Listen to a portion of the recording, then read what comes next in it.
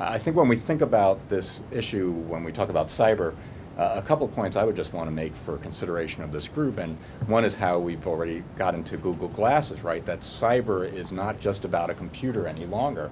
It is about any technology that has a chip in it, right? It's a technology issue. The vulnerabilities and therefore the opportunities for offensive purposes, whether they're our offensive capabilities or asymmetrically others, all devolve to each one of these areas of technology, whether it's Google Glasses, whether it's biomedical implants. We had a cybersecurity researcher who has diabetes who became quite interested in whether he would be able to hack into an insulin injection pump, which he then put on the other side of the room, recognizing that more and more often technologies have remote access capabilities, typically to allow for remote diagnostics. Right? Who wants to have surgery a second time when you can remotely change your insulin injection pump? Now, of course, doing that for ill purposes is not quite as beneficial as just recalculating the insulin. So he was able to do that. We saw the same thing with automobiles, where everybody's auto right now has about 50 chips in it, 50 electronic control units. If you have anti-lock brakes, there's a chip that's controlling your braking. If you have cruise control, there's a chip that's controlling your acceleration, and your entertainment system is connected to both of those. And some of our cars, you'll actually see when the anti-lock brake setting, your stereo goes down, right? It starts lowering, so you realize it starts beeping. Well, the converse of that is if someone could get into your entertainment system with a CD, they could control your brakes or your acceleration. And these studies, proof of concepts, have been done both with regular access and then remotely, because there's Bluetooth and the like. And then when we think about information and information systems, you've got data and you've got the systems themselves with the critical infrastructure as we've been discussing. And when we think about the harms, you're thinking about confidentiality, integrity, and availability. Everybody in the paper, you're hearing every day about confidentiality. Someone stole your data. But that's not what keeps most people up at night, right? That's what makes the papers.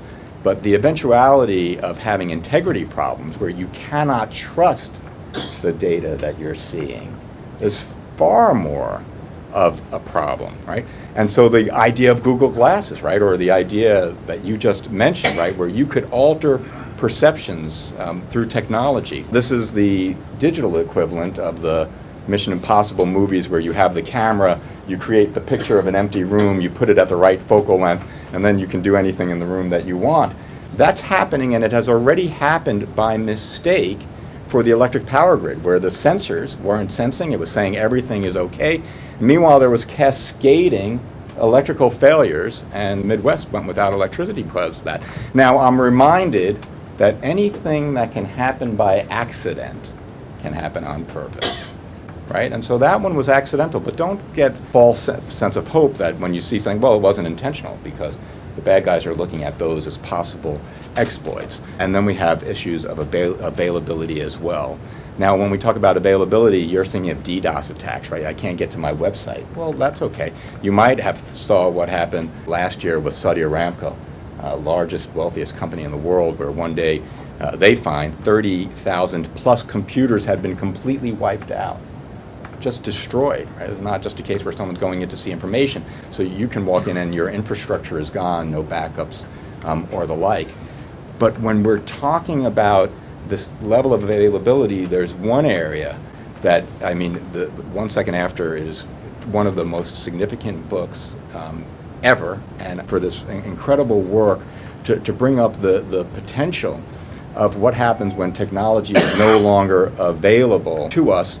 And there's a baby brother to electromagnetic pulse, and it's just purposeful interference, right? And so we're seeing people with $25 jammers who could interfere with any part of the electromagnetic spectrum, whether it's light or whether it's wireless. And if you think about how we've become very much reliant now on wireless devices and signaling, it's not really just about your phone calls, although it may be about those.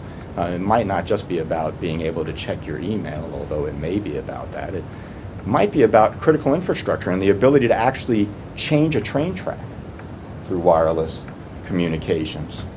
And then we have GPS, right? So, and when people think about GPS, they immediately think about positioning and navigation.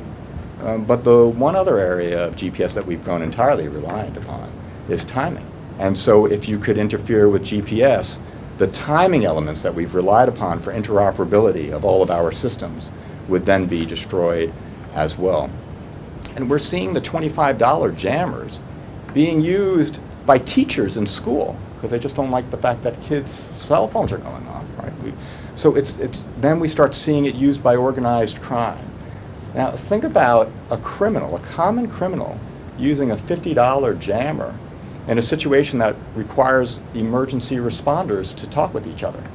Maybe you're inside of a mall shooting up the place, or a school, or a movie theater, and you have jamming equipment that does not allow anybody to communicate, right?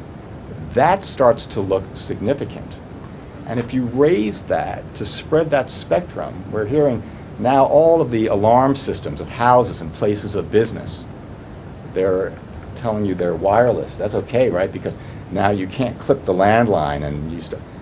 But if you had a jammer, then your signal is not going out for emergency response either.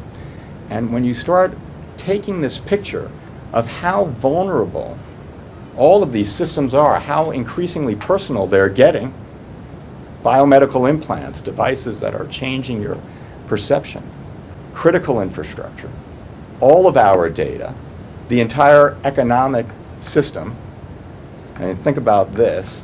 Mike McConnell once stated the following, which I thought was quite interesting. He said, everybody knows that in our economy there's no gold standard. So there's precious metal that reflects every dollar we have. What most people don't realize is there's no dollar that represents every dollar we have.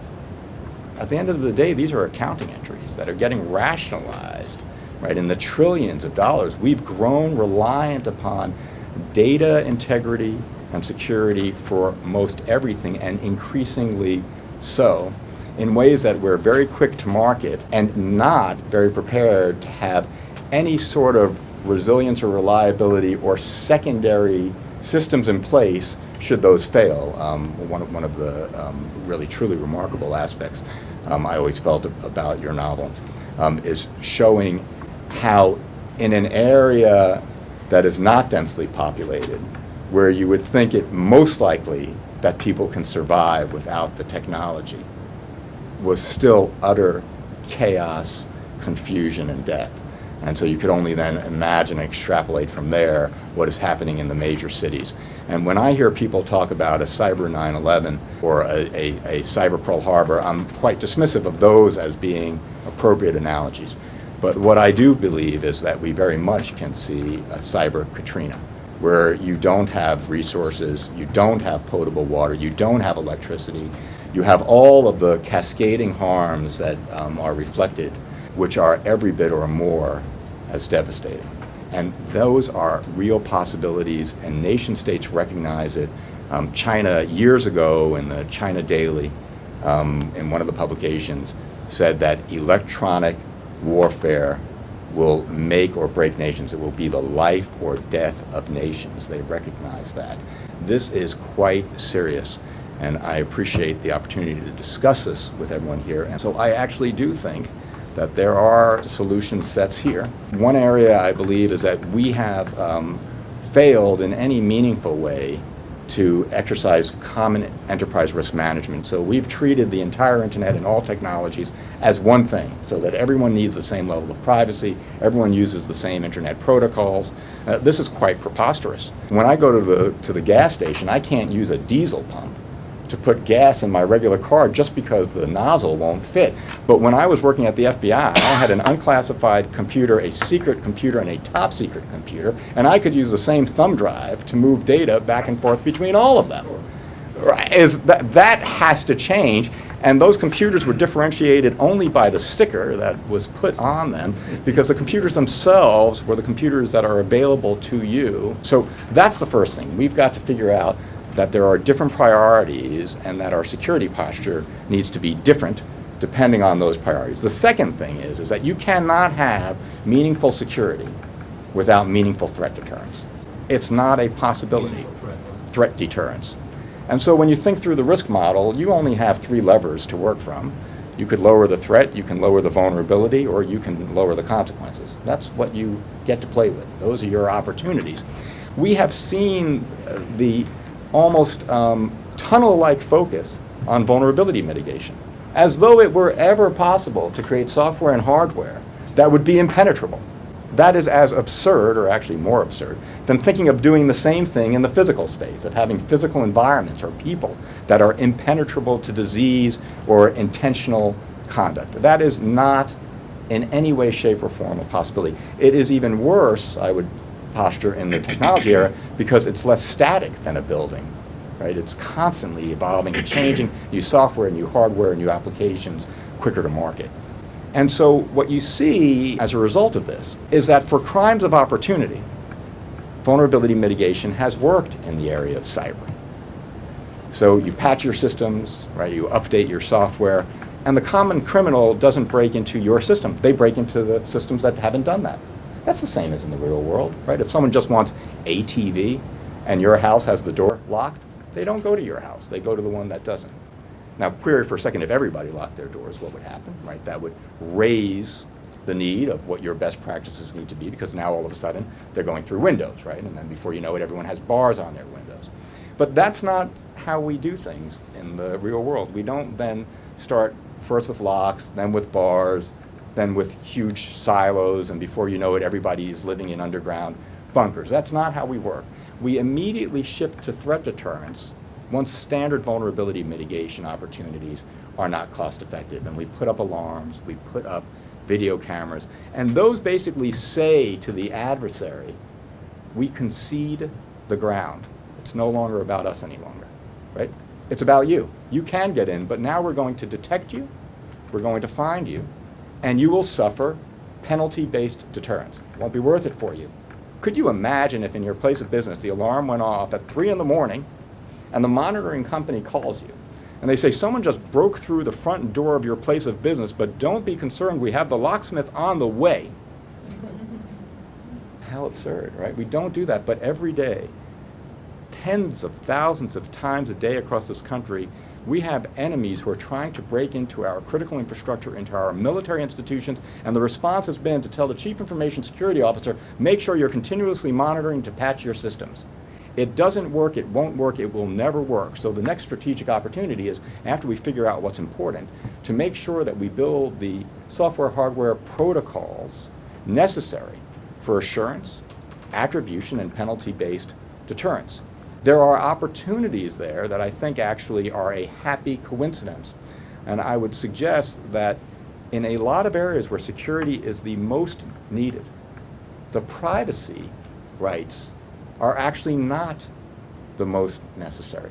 Take the electric power grid, for example. The electric power grid is a high security entity that really does not want anonymity on its systems. No one should be touching those systems. The owners, operators, employees of an electric power company want perfect attribution.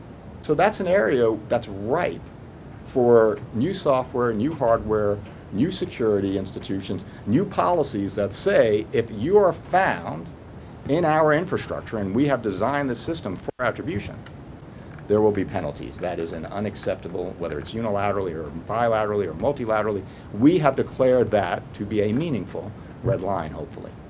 And so I think that there are opportunities, but the first step is to distinguish what we need to protect, to build in proper threat deterrent models to assurance and attribution, and then the policies that actually will follow up on making those a reality.